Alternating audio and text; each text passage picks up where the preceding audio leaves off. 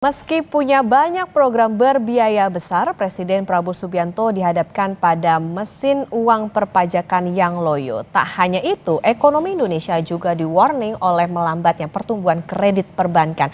Padahal Menko Purbaya sudah menggelontorkan ratusan triliun ke perbankan. Awas Pak Presiden, pajak dan kredit sama-sama kurang tenaga. Kompas Bisnis akan tanya ke Direktur Eksekutif Selyos, Bima Yudhistira. Selamat pagi Mas Bima.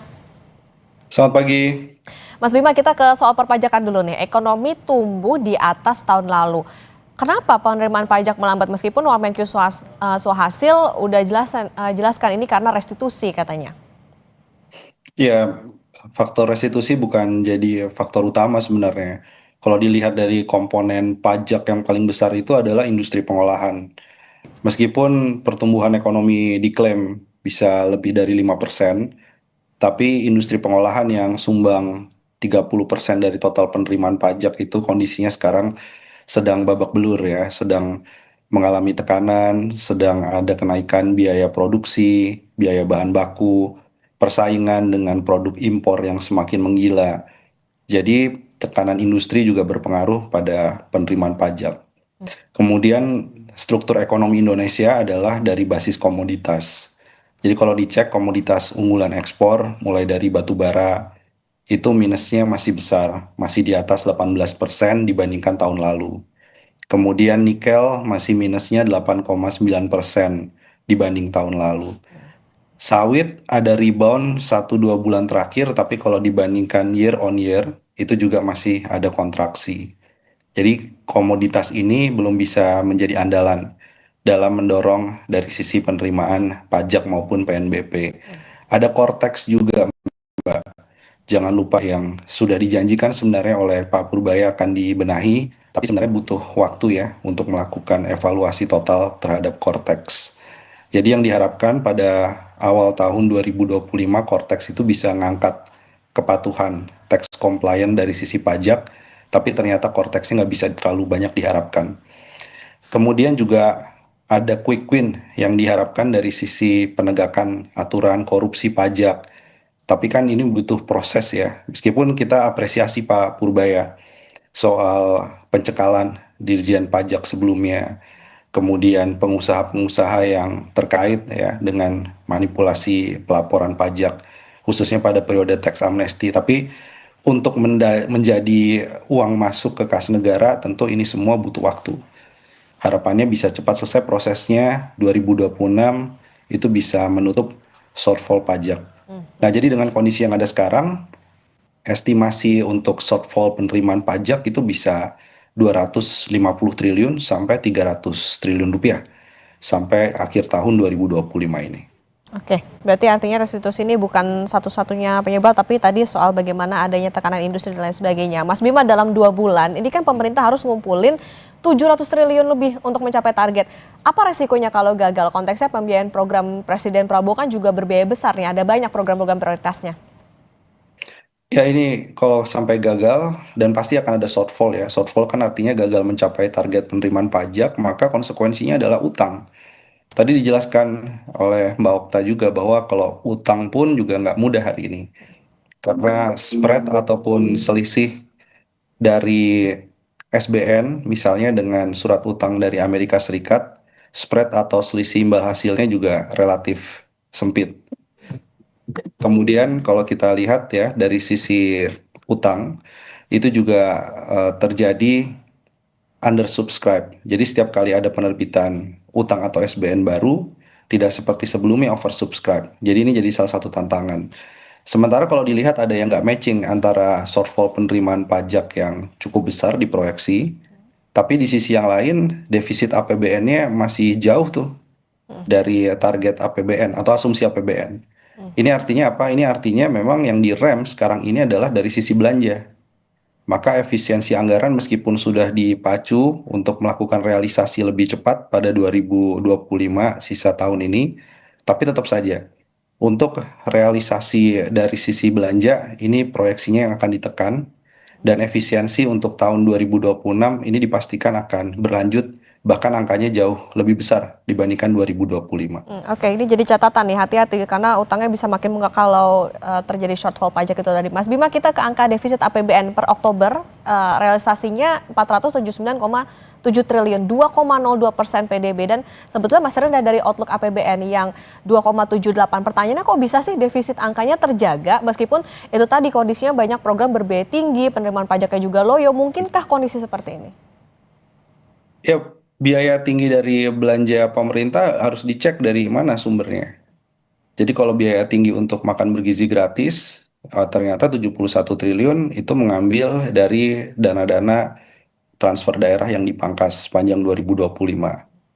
Kemudian alokasi anggaran untuk sekolah rakyat itu juga mengambil dana pendidikan yang sudah dialokasikan sebelumnya. Jadi kalau dilihat ini hanya utak-atik dari hasil efisiensi anggaran. Yang dikorbankan adalah realisasi anggaran di daerahnya itu akan sangat rendah. Jadi tanpa meningkatkan penerimaan pajak, bisa nggak defisit terjaga? Jawabannya adalah bisa, tapi yang harus dikalkulasi MBG ini merugikan atau mengambil program apa yang sebenarnya program esensial pelayanan publik, pendidikan, kesehatan, yang sebenarnya punya dampak berganda ekonomi lebih besar daripada makan bergizi gratis. Atau program-program pemberdayaan UMKM di daerah ini ikut terganggu karena adanya efisiensi anggaran untuk program yang sifatnya populis. Dan jadi kalau kita mengkalkulasikan itu, maka kita akan melihat program populisnya tidak memperlebar defisit APBN, tapi efek sampingnya yang dirasakan adalah ekonomi sebenarnya nggak bergerak di daerah secara optimal. Jadi ada konsekuensinya. Oke, artinya ada apa ya, semacam tambal sulam gitu lah ya untuk membiayai program-program Yes. itu. Mas Bima, kalau tadi itu soal bagaimana pembiayaan dari segi pajak yang juga loyo dan lain sebagainya. Tapi ketika defisit terjaga jauh di bawah outlook, sekarang kondisinya kenapa justru terjadi outflow atau kaburnya dana asing dari SBN November ada 10,4 triliun dana asing yang hengkang dari instrumen Kemenkyu. Ya, sebenarnya peringatan dari beberapa lembaga internasional ya, salah satunya S&P juga, bahwa ada tantangan pertumbuhan 2026 ke depan. Kemudian dari sisi ya, defisit APBN. Kalau sekarang pun coba diutak-atik antara belanja populis dengan mengorbankan efisiensi anggaran terutama di daerah, memangnya tahun 2026 efek dari efisiensinya tidak akan sebesar ini ke perekonomian. Jadi banyak yang memproyeksikan termasuk Selyo sendiri bahwa tekanan ekonomi dari eksternal, dari domestik, dari kebijakan-kebijakan pemerintah itu sendiri itu bisa membuat confidence ataupun investor yang ingin masuk di pasar surat utang portfolio itu akhirnya melakukan wait and see, mengkalkulasi kembali. Begitupun juga tren perusahaan-perusahaan yang ingin ekspansi dengan mengandalkan utang. Nah, ini kan obligasi ini tidak hanya surat utang pemerintah, tapi juga ada obligasi korporasi dan swastanya juga akhirnya jadi wait and see. Terlihat sebenarnya ada hubungan, pasar obligasi swastanya juga lesu, tapi di sisi yang lain juga investor memahami karena sebelum menerbitkan obligasi swasta, tentunya investor juga harus melakukan pinjaman ke bank. Nah, banknya tadi disebutkan oleh Bank Indonesia ya bahwa kredit menganggurnya itu 2.400-an triliun rupiah ditambah injeksi likuiditas 200 triliun dari Pak Purbaya. Ini efeknya sampai sekarang belum mampu menurunkan lending rate atau suku bunga pinjaman dan memompa pertumbuhan kredit di sisa tahun 2025. Oke, PR juga untuk pemerintah soal bagaimana menjaga kepercayaan dari investor. Mas Bima, nanti kita lanjutkan kembali dan saudara tetap bersama kami di Kompas Bisnis. Lanjutkan perbincangan bersama dengan Direktur Eksekutif Selyos Bima Yudhistira. Mas Bima, tadi kalau disebutkan prediksinya kalau misalnya pemerintah nggak segera gerak cepat, shortfall-nya bisa mencapai 250 sampai 300 triliun. Nah, prediksi Anda kalau tadi shortfall-nya segitu, sekaligus defisit APBN-nya kira-kira berapa nih, Mas? Apakah makin lebar dari yang sekarang 2,02 itu atau seperti apa?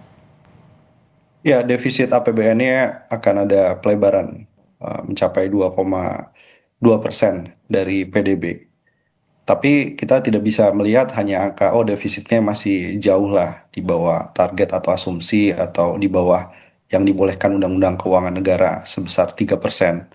Tapi sebenarnya yang bisa dibaca kalau tahun ini masih bisa di-manage dengan berbagai cara, tahun 2026 ini bagaimana caranya? Kalau situasi booming harga komoditasnya itu masih tidak bisa diharapkan, kemudian dari sisi perbaikan administrasi perpajakan yang harusnya bisa dikejar cepat, ini butuh waktu lebih lama, penegakan hukum termasuk untuk pengembalian korupsi di sektor perpajakan, sektor bea cukai, maka harus ada extra effort nih untuk bisa menjaga agar defisitnya tidak makin melebar di 2026. Karena mencari utangnya akan lebih susah dan 2026 juga akan lebih susah lagi untuk memungut pajak terutama di kelompok-kelompok yang memang rentan seperti ke kelompok menengah. Maka harus ada extra effort. Extra effortnya apa? Kita selalu dorong, salah satu yang paling cepat bisa dikerjakan, itu adalah terus mendorong penegakan aturan under invoicing. Jadi transaksi-transaksi yang tidak sesuai dengan volume, dengan nilai, terutama di sektor sumber daya alam, itu nilainya bisa sampai 1.000 triliun rupiah lebih kalau memang serius. Di batu bara, di nikel, kemudian di sawit, ada juga di timah, di emas untuk yang konteks impor. Ini kalau bisa dilacak dan dilakukan penagihan sanksi yang tegas, ini bisa positif bagi penerimaan pajak paling nggak 2026. Hmm. Selain itu juga, kalaupun ada instrumen pajak yang baru tanpa mengenakan pada objek pajak yang sama, maka jawabannya adalah adanya instrumen pajak kekayaan. Nah, ini kita sedang dorong RUU maupun naskah akademiknya kita akan tawarkan kepada Kemenq, kepada DPR, sehingga mereka yang memang super kaya itu harus membayar pajak lebih mahal. Jadi bukan kelas menengah, apalagi kelas bawah yang harus didorong atau dipacu untuk tertib bayar pajak, tapi justru kelompok yang paling atas. Nah, selain itu juga kalaupun ada kebijakan inovasi terkait dengan perluasan cukai, ini memang harus ada perluasan cukai, cuman harus dilihat juga situasi dari tiap industri atau tarif cukainya seperti apa. Jadi harus ada extra effort. Nah, dari segi belanja pemerintah, ini diharapkan efisiensi itu harus tajam ke atas. Kalau mau efisiensi, Pak Prabowo harus berani rem tunjangan, fasilitas, kemudian gaji yang berlebihan, terutama pada anggota dewan, terutama pada menteri-menteri, wakil menterinya, rangkap jabatannya kemudian dihapus. Nah, jadi dengan cara itu orang akan melihat bahwa yang dikejar tahun 2026 itu bukan Pemda, itu bukan kelas menengah, tapi mereka yang memang harus jadi objek atau sasaran dari efisiensi anggaran. Jadi harus ada perubahan paradigma soal efisiensinya. Oke, Dan perbaikan. satu lagi adalah, ya, Ya, silakan. extra effortnya adalah soal utang. Nah, utang ini harus ada renegosiasi sehingga utang seperti kereta cepat atau WUS tidak jadi beban APBN. Saya setuju 100% dengan Pak Purbaya. Banyak cara alternatif, jangan sampai ini diteruskan menjadi beban APBN. Oke, ini perbaikan harus segera mungkin, jangan sampai main di zona aman, yang penting di bawah dari yang diperbolehkan defisitnya oleh undang-undang. Pas Bima, kita ke penyaluran kredit yang melambat. Bank Indonesia kan bilang pengusaha masih nahan ekspansi atau wait and see, tadi juga Mas Bima sudah menyinggung soal ini. Apakah bisa disimpulkan gini, pengusaha ini lagi ngeliat resiko bisnis di Indonesia atau mungkin resiko pengelolaan keuangan negara, mungkin seperti itu? Ya, salah satunya juga melihat itu dan melihat permintaan tahun depan gimana sih. Karena apalagi 200 triliun rupiah injeksi ke Bank Himbara atau Bank BUMN itu belum mampu juga menurunkan suku bunga pinjaman secara signifikan. Jadi kita monitor terus, mulai dari pencairan yang diklaim ya oleh Bank Himbara itu sudah 100%, ada yang 80% lebih, tapi nggak bergerak signifikan penurunan dari lending rate-nya, terutama pinjaman terkait dengan modal kerja dan terkait dengan belanja investasi di perusahaan-perusahaan atau debitur itu suku bunganya relatif flat gitu.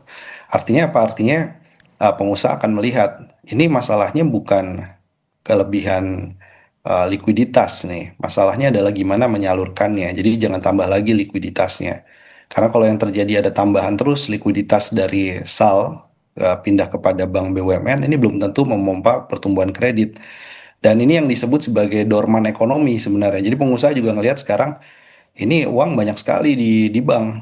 Ada kredit yang tidak dicairkan, ada likuiditas yang berlebih, tapi kami nggak confidence untuk mengambil itu karena demand-nya belum terdorong. Jadi Pak Purbaya harus merubah paradigma, Bank Indonesia juga harus merubah, OJK. Paradigma yang sebelumnya adalah dorman ekonomi, dari dorongan sisi supply atau pasokan uang, itu menjadi demand ekonomi. Jadi entrepreneurship-nya, efisiensinya harus dikelola, jangan sampai kena kepada permintaan di banyak daerah. Itu menggeser paradigma itu yang harus segera dilakukan nih. Kalau nggak percuma. Ada tambahan likuiditas terus diinjeksi, suku bunganya nggak turun. Yang terjadi justru suku bunga depositonya yang turun, bukan suku bunga kredit atau pinjamannya. Yang membuat banyak yang nggak tertarik untuk menaruh uang di Indonesia. Nah, ini yang harus diubah. Jadi demand side ini yang harus digerakkan.